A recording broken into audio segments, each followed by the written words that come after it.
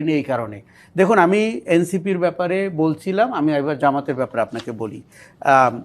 গতকালকে বা আজকেই বোধহয় উনি যে স্বাধীনতার ঘোষক একজনকে আবিষ্কার করেছেন, জামাত ইসলামী আর যাই করুক, মানবতা বিরোধী অপরাধ করেছে, নারী ধর্ষণের সাথে যুক্ত ছিল, বুদ্ধিজীবী হত্যাকাণ্ডের সাথে যুক্ত ছিল, কিন্তু মিথ্যা কথা কম বলতো বলে আমাদের ধারণা।